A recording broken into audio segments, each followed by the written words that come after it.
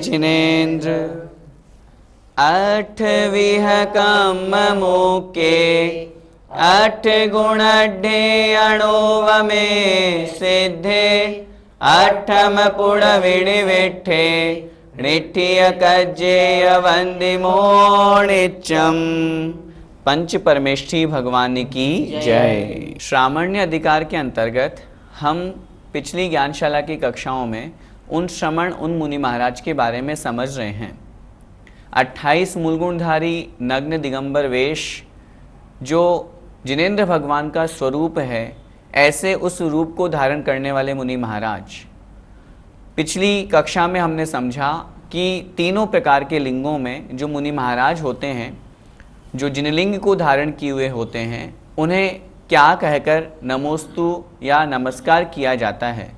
आइए उसी क्रम को आगे बढ़ाते हुए जो शेष दो लिंग बचे उनको क्या कह के नमस्कार किया जाता है, उनकी वंदना का क्या विधान है, इसकी हम चर्चा करते हैं गाथा क्रमांक 113 में। अवशेषा जे लिंगी दंसणाणेन सम संयुक्ता चेलेण य परिगहिया ते भणिया इच्छिजाय। आइए गाथा का अर्थ समझते हैं। अवशेषा जे लिंगी, अवशेष अर्थात शेष बचे हुए, क्योंकि इसकी पिछली वाली गाथा में हमने जिनलिंग को धारण करने वाले नग्न दिगंबर जो मुनि महाराज हैं उनकी हमने चर्चा की। उनके अलावा शेष बचे हुए जे मतलब जो लिंगी मतलब लिंग को धारण करने वाले। क्या मतलब? हमने पिछली कक्षाओं में समझा कि जिन शासन में मोक्ष मार्ग में 3 लिंग कहे गए।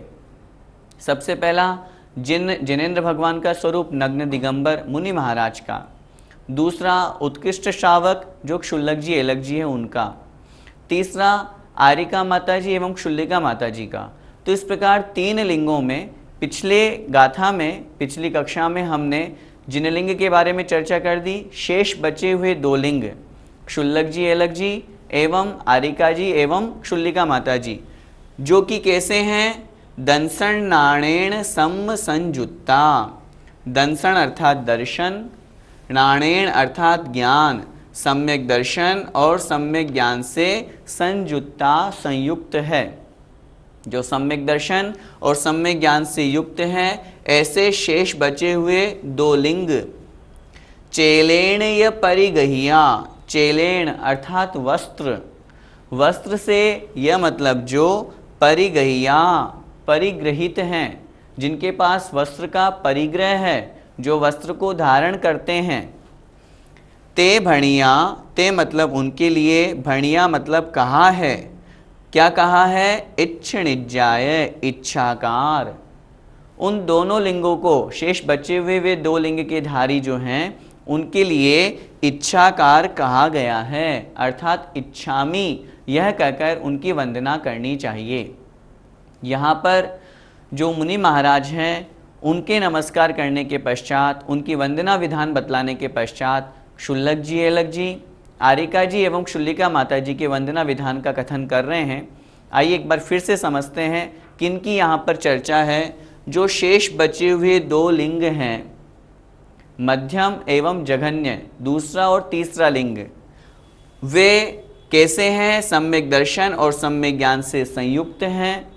साथ में परिग्रह, वस्त्र का परिग्रह जिनके पास में है, ऐसे दूसरे और तीसरे लिंग के धारक जो हैं वे इच्छाकार के योग्य कहे गए हैं, अर्थात उन्हें इच्छामी कह के वंदना करनी चाहिए। भैया जी, यहाँ पर अविशेष लिंग में आरिकाओं को ग्रहण किया गया है, तो क्या उन्हें भी इच्छामी कहकर वंदना करनी चाहिए? आचार्य भगवान कुंद स्वामी महाराज ने इस गाथा में तो यही कहा है, क्योंकि इन्होंने वंदना विधान की 2 गाथाएं लिखी, जिसमें पूर्व गाथा में जिन लिंग को धारण करने वाले मुनि महाराज की चर्चा की, जो प्रथम लिंगी हैं। दूसरे और तीसरे लिंग में क्षुल्लक, एलक एवं आरिका क्षुल्लिका माता जी को ग्रहण किया। इसके अलावा आरिकाओं के वंदना विधान के लिए आचार्य भगवान कुंद महाराज ने कोई गाथा नहीं लिखी। तो आचार्य भगवान कुंद स्वामी महाराज के अनुसार तो आरिकाओं को भी इच्छामी कह करके और उनको वंदना विधान कहा, उनके लिए वंदना करने को कहा। लेकिन हाँ, शास्त्रों में अनेक स्थानों पर आरिकाओं के लिए वंदामी शब्द का भी प्रयोग हुआ। वर्तमान में हम आरिका माता जी को वंदामी कह करके फिर नमस्कार करते हैं, उनकी वंदना करते हैं। इच्छामी शब्द क्षुल्लक जी, एलक जी और क्षुल्लिका माता जी के लिए प्रयोग किया जाता है। तो इस संबंध में हमें दोनों प्रमाण समझना चाहिए। बल्कि बाकी ये बात हम अवश्य समझें कि आचार्य भगवान कुंद स्वामी महाराज की दृष्टि में तो आरिका माता जी भी इच्छामी की योग्य ही हैं। भैया जी, क्या वस्त्रादि परिग्रह से युक्त भी पूजनीय है? जहाँ तक पूजने की बात है तो आचार्य भगवान ने तीनों लिंगों का अलग अलग पूजा विधान, अलग अलग वंदना का विधान लिखा। वस्त्रधारी अपने योग्य जिस आचरण को वो कर रहे हैं, जिस पद पर हैं, उस पद की योग्य उनको वंदना नमस्कार करना चाहिए। और जहाँ अष्टद्रव्यों से पूजा, उनका सम्मान, उनकी आरती, उनका पाद प्रक्षालन आदि की चर्चा की जाती है, तो वह तो सिर्फ और सिर्फ नग्न दिगंबर मुनि महाराज, 5 परमेष्ठी, 9 देवता, इन्हीं के साथ में किया जाता है। क्योंकि वस्त्रधारी के लिए आचार्यों ने अष्टद्रव्यों से पूजा का स्पष्ट निषेध किया। लिखा आचार्य भगवान कुंद स्वामी महाराज स्वयं कह रहे हैं, आगे कहेंगे, नवि सिज्जई वत्थ धरो जिण सासणे जैवि होई तिथ यरो। साक्षात तीर्थंकर भी क्यों न हो, यदि वो वस्त्र से युक्त हैं, वस्त्रधारी हैं, तो वे सिद्ध अवस्था को प्राप्त नहीं हो सकते, मोक्ष को प्राप्त नहीं हो सकते। इसलिए जहाँ पर पूजने की बात आती है, वहाँ पर निश्चित रूप से अष्टद्रव्यों से पूजा और आरती, पाद प्रक्षालन आदि जो अभिषेक आदि क्रिया है, वो नग्न दिगंबर मुनि महाराज के साथ ही होती है। अन्य जो शेष बचे, क्षुल्लक जी, एलक जी, आरिका माता जी एवं क्षुल्लिका माता जी जो हैं, वे वस्त्र से युक्त हैं। उनका हमें यथा योग्य सम्मान और आदर करना चाहिए, उनकी यथा योग्य पूजा करनी चाहिए, इसमें कोई आपत्ति नहीं। भैया जी, हमने क्षुल्लक जी और एलक जी को तो इक्षामी कर वंदना कर ली, लेकिन जिनकी 10 प्रतिमा हैं उनको हम क्या कहकर वंदना करें? जिन शासन में दूसरा लिंग है उत्कृष्ट श्रावकों का, और उत्कृष्ट श्रावकों में 10वीं और 11वीं प्रतिमा को धारण करने वाले जीव कहे जाते हैं। तो इस अपेक्षा से चूँकि क्षुल्लक जी और एलक महाराज जी 11 प्रतिमाधारी हैं, इसलिए उनके लिए तो इच्छामी कहा ही है। लेकिन जो 10 प्रतिमाओं को धारण करने वाले हैं, वे भी निश्चित रूप से दूसरे लिंग के अंतर्गत आते हैं, उत्कृष्ट श्रावकों के अंतर्गत आते हैं, इसलिए उनको भी इच्छामी कह के हमें वंदना करनी चाहिए। मात्र क्षुल्लक जी, एलक जी जो पिछी कमंडलधारी हैं, उन्हें ही इच्छामी कहें ऐसा नहीं, उनको तो कहना ही कहना है। लेकिन जिन्होंने क्षुल्लक एलक पद धारण नहीं किया, लेकिन 10 प्रतिमाएं हैं, तो भी वे इच्छामी के योग्य हैं, क्योंकि उत्कृष्ट श्रावकों में 10वीं और 11वीं प्रतिमा दोनों को सम्मिलित किया गया है। भैया जी, पहली दूसरी प्रतिमाधारी को क्या कहकर अभिवादन करना चाहिए? पहली दूसरी प्रतिमाधारी जो श्रावक है, वे भी पंचम गुण स्थानवर्ती हैं, इसलिए उन्हें भी वंदना यह कह के और फिर उनका अभिवादन करना चाहिए। आचार्य भगवान नेमिचंद स्वामी ने और जो बृहद द्रव्य संग्रह के रचयिता है टीकाकार ब्रह्मदेव सूरी महाराज ने द्रव्य संग्रह में लिखा, पहली प्रतिमा को धारण करने वाला श्रावक भी पंचम गुण स्थान को प्राप्त हो जाता है। उसके अप्रत्याख्यानावरण कषाय का अनुदय हो गया, इसीलिए उसने पहली प्रतिमा धारण की। तो दूसरी प्रतिमा ही नहीं, अपितु पहली प्रतिमा भी जिन्होंने ग्रहण कर ली, वे भी वंदना की योग्य हैं, उनका पंचम गुण स्थान मानना चाहिए, इसलिए उन्हें वंदना कहकर फिर अभिवादन करना चाहिए। भैया जी, इन दोनों प्रकार के लिंगों में से मोक्ष मार्गी कौन? तत्वार्थ सूत्र जी का प्रथम सूत्र सम्यक दर्शन ज्ञान चारित्राणि मोक्ष मार्ग है। सम्यक दर्शन, सम्यक ज्ञान और सम्यक चारित्र, इन तीनों की एकता, ये तीनों जहाँ पर मिल जाए वहीं से मोक्ष मार्ग प्रारंभ होता है, और ये तीनों मिलेंगे 6वें गुण स्थान से। आचार्य भगवान कुंद स्वामी महाराज स्वयं कह रहे हैं, नग्गो विमोक्ष मग्गो, नग्नता ही मोक्ष मार्ग है।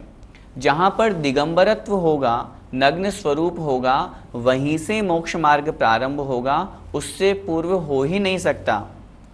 अभी हम जो गाथा पढ़ रहे हैं उसमें दो प्रकार के लिंगों की चर्चा है, दूसरा और तीसरा। दूसरा लिंग है उत्कृष्ट श्रावक अर्थात क्षुल्लक जी एलक जी का। तीसरा लिंग है आरिका माता जी एवं क्षुल्लिका जी का। ये दोनों लिंग को धारण करने वाले जो हैं ये नग्न दिगंबर रूप में नहीं हैं, इसलिए आचार्य भगवान ने तो यहाँ स्पष्ट कहा वे मोक्ष मार्गी नहीं। आचार्य श्री भी जब तत्वार सूत्र का पहला सूत्र पढ़ाते हैं तब बैठे हुए क्षुल्लक जी एलक जी को कहते हैं ये लंगोट उतारो, ये दुपट्टा छोड़ो, तब जाके मोक्ष मार्गी बनोगे। कहने का तात्पर्य सम्यक चारित्र, सम्यक दर्शन, सम्यक ज्ञान के साथ में जहाँ होगा वहीं से मोक्ष मार्ग प्रारंभ होगा। उससे पहले आचार्यों के अनुसार यहाँ चौथे और पांचवें गुण स्थान में मोक्ष मार्ग नहीं कहा। भैया जी, तीनों लिंगों में से डोली, कार आदि की सवारी कौन कर सकता है? तीनों लिंगों की आपने चर्चा की, उसमें हम बहुत स्पष्ट इस बात को समझ लें, चाहे वह मुनि महाराज हों, चाहे आरिका माता जी हों, क्षुल्लक जी एलक जी अथवा क्षुल्लिका जी हों, ये तीनों लिंगों में से कोई भी कार, डोली आदि की सवारी नहीं कर सकते। क्योंकि हम स्वयं मन में विचार करें, कार आदि की सवारी करने में कितनी जीव हिंसा होती है, एरिया समिति का पालन कैसे बनता है। इसलिए आजकल जो अनेक प्रकार की विकृतियां देखने में आती है कि कुछ लोग, कुछ मुनि महाराज, कुछ आरिका माता जी अथवा कुछ क्षुल्लक जी महाराज कार में बैठ कर के सवारी कर लेते हैं, डोली आदि में बैठ कर के सवारी कर लेते हैं, पालकी में बैठ के सवारी करते हैं, अथवा बहुत बार तो ऐसा भी देखा जाता है कि कोई क्षुल्लक जी अथवा क्षुल्लिका जी हवाई जहाज आदि की भी सवारी करते हैं। तो अब हम स्वयं विचार करें, फिर उनके व्रतों का पालन कैसे होगा। 4 हाथ जमीन देख करके आगे चलने रूप जो एरिया समिति है उसका पालन कैसे होगा उन मुनि महाराज के, उन आरिका माता जी के। क्षुल्लक जी अथवा क्षुल्लिका जी हैं, उन्होंने 11 प्रतिमाओं को ग्रहण किया है। 8वीं प्रतिमा का नाम है आरंभ त्याग प्रतिमा। आरंभ त्याग प्रतिमा में उन्होंने सभी प्रकार से हिंसा का त्याग कर दिया। वो किसी भी प्रकार से हिंसा आरंभ नहीं करते। यदि गाड़ी में बैठेंगे, यदि कार आदि की सवारी करेंगे, हवाई जहाज में यात्रा करेंगे, तो फिर वहाँ उनका वह आरंभ त्याग प्रतिमा का मतलब क्या रहा। वहाँ पर किस अपेक्षा से वो जीव हिंसा से बच सकते हैं। इसलिए बहुत स्पष्ट इस बात को हमें समझना है, आगम तो इस चीज़ की आज्ञा नहीं देता। यदि हमें आगम के अनुसार प्रवर्तन करना है, आगम के अनुसार चलना है, तो इन तीनों लिंगों में से किसी भी लिंग को गाड़ी आदि की सवारी करने की, डोली आदि की सवारी करने की, कार आदि अथवा किसी भी अपेक्षा से निजी वाहन जिसमें उनके व्रतों का पालन नहीं हो रहा है उसकी सवारी करने का आदेश नहीं है।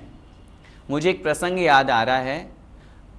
आचार्य सूर्य सागर जी महाराज के सानिध्य में सन 2005 में फिरोजाबाद पंच कल्याणक के अवसर पर एक व्रती सम्मेलन हुआ। उस व्रती सम्मेलन में जितने भी व्रती लोग थे वो सब इकट्ठे हुए और ने वहाँ पर एक जो विषय आया वो विषय यही था कि क्या क्षुल्लक जी अथवा जो व्रती लोग हैं अथवा जो प्रतिमाधारी हैं, 8 अथवा उससे अधिक प्रतिमाधारी जो हैं, वो क्या कार आदि की सवारी कर सकते हैं, गाड़ी में चल सकते हैं, डोली में बैठ सकते हैं। स्पष्ट उत्तर वहाँ सभी लोगों ने मिलकर के एक निर्णय पर पहुँचे। आचार्य सूर्य सागर जी महाराज ने अंत में सभी लोगों को कहा और समझाया कि वास्तव में 8वीं प्रतिमा में जब आरंभ का त्याग हो गया तो फिर इन सब की सवारी वह जीव कैसे कर सकता है। यदि किसी कार आदि से चल रहा है तो वहाँ कितने त्रस्त जीवों का मरण हो रहा है। डोली आदि से चल रहा है, नौकर आदि चला रहे हैं, वो कौन सी एरिया समिति से चल रहे हैं, कितनी जीवों की वहाँ पर हिंसा हो रही है। इस बात बारे में हम बहुत अच्छी तरह से विचार करें।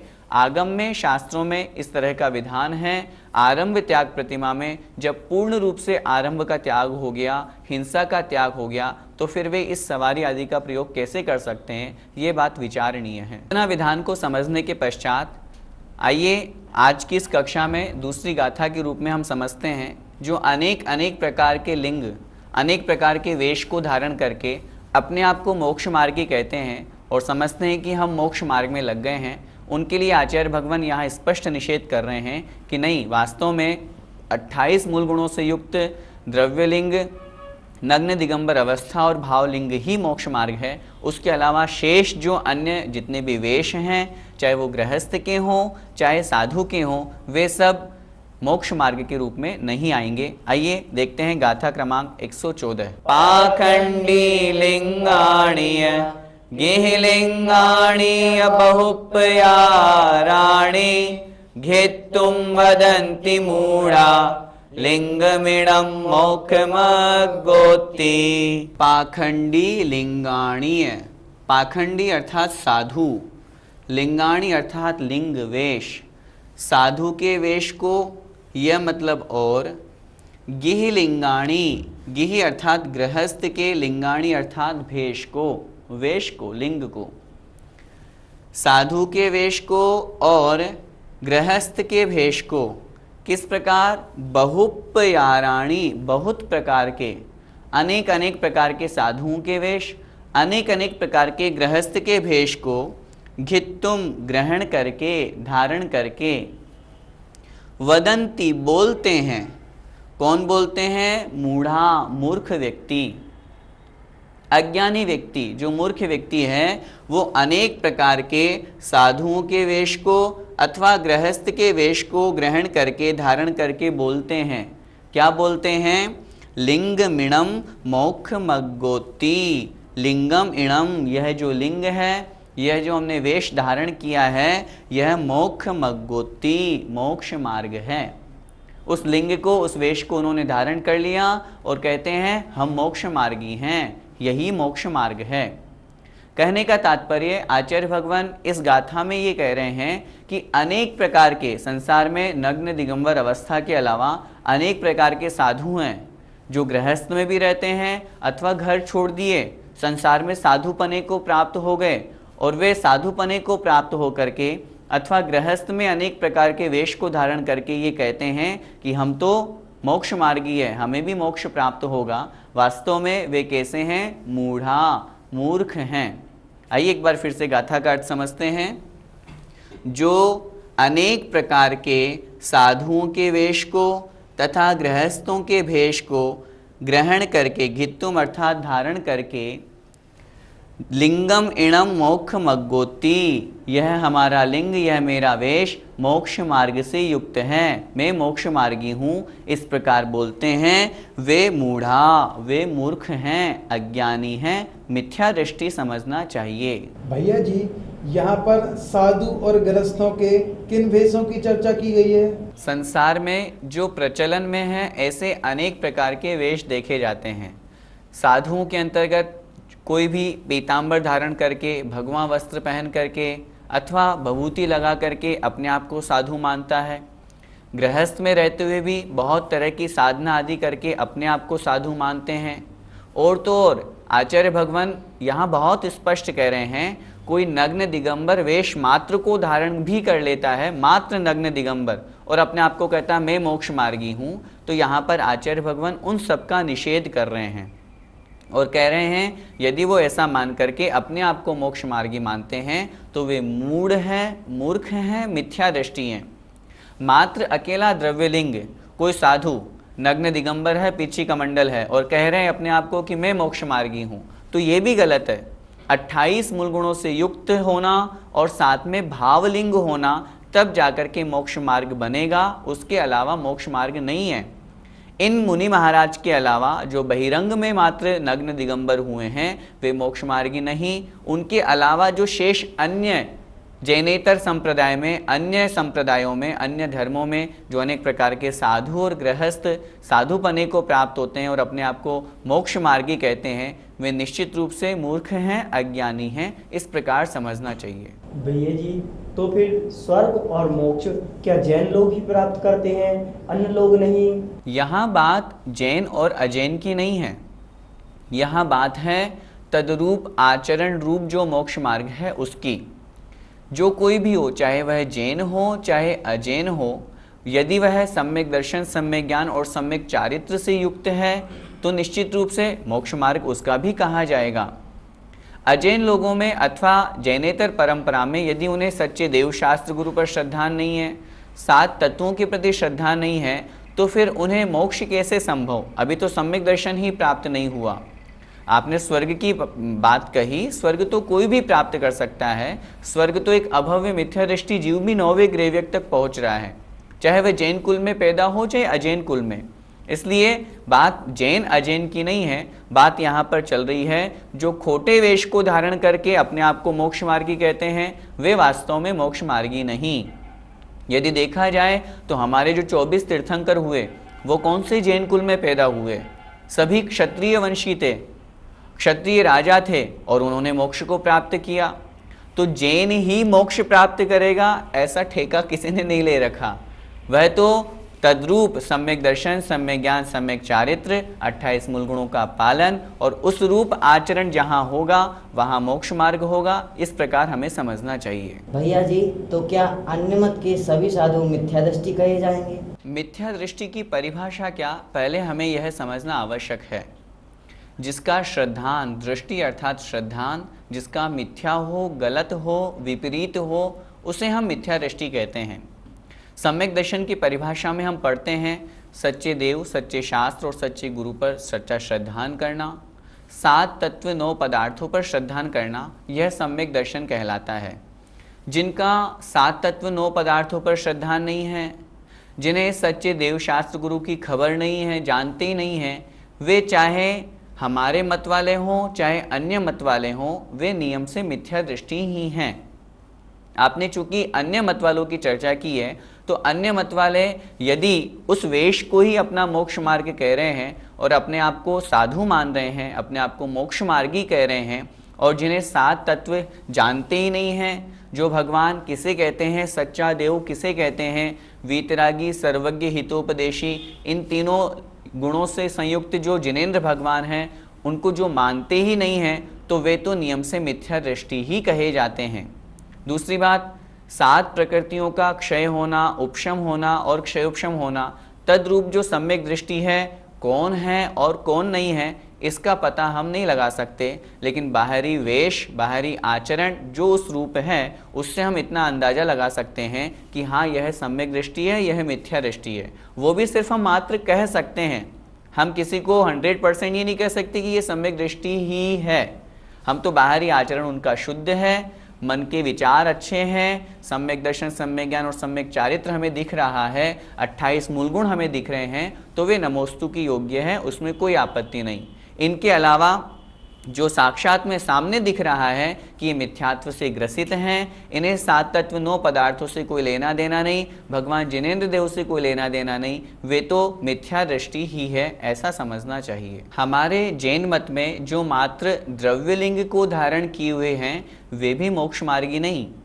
आचार्य भगवान कुंद कुंद स्वामी महाराज स्वयं इस गाथा में स्पष्ट कह रहे हैं कि यदि कोई मुनि लिंग मात्र को धारण कर लिया, नग्न दिगंबर हो गया, पीछे कमंडल ले लिया, तो उतने मात्र से मोक्ष मार्ग नहीं बनेगा। उस वेश को धारण करने के पश्चात सम्यक दर्शन, सम्यक ज्ञान, सम्यक चारित्र के साथ साथ 28 मूल गुणों का भाव रूप से भी पालन, भावलिंग तो बने। मात्र शरीर से कपड़े त्याग कर देने मात्र से द्रव्य लिंग से मोक्ष मार्गी नहीं बन जाते। इस बात को हमें बहुत अच्छी तरह स्पष्ट समझना है, क्योंकि द्रव्य लिंग में शरीर की ओर दृष्टि है, और जहाँ शरीर की ओर दृष्टि है तब अपने आत्म कल्याण की भावना की ओर दृष्टि हो ही नहीं सकती। तब शुद्ध आत्मा की अनुभूति करने के लिए प्रयास कोई कौन करेगा। तो इसलिए भावलिंग के बिना द्रव्य लिंग भी मात्र बाहरी रूप ही है और वह मोक्ष मार्गी नहीं। इसलिए मात्र दिगंबर वेश भी, अन्य मत की चर्चा नहीं, मात्र दिगंबर वेश है, नग्न है, द्रव्य लिंग है, तो वह भी आचार्य भगवान कुंद कुंद स्वामी महाराज ने बहुत स्पष्ट कह दिया, वे भी मोक्ष मार्गी नहीं। मोक्ष मार्गी तो द्रव्य लिंग के साथ साथ भावलिंग से युक्त होना ही चाहिए। हाँ, भावलिंग तभी बनेगा जब द्रव्य लिंग होगा। हम इतना कह सकते हैं, मात्र द्रव्य लिंग से मोक्ष मार्ग अथवा मोक्ष नहीं, अपितु द्रव्य लिंग के साथ भावलिंग जहां जुड़ेगा वही जीव मोक्ष मार्गी होगा और मोक्ष को प्राप्त कर सकेगा। जय जिनेंद्र।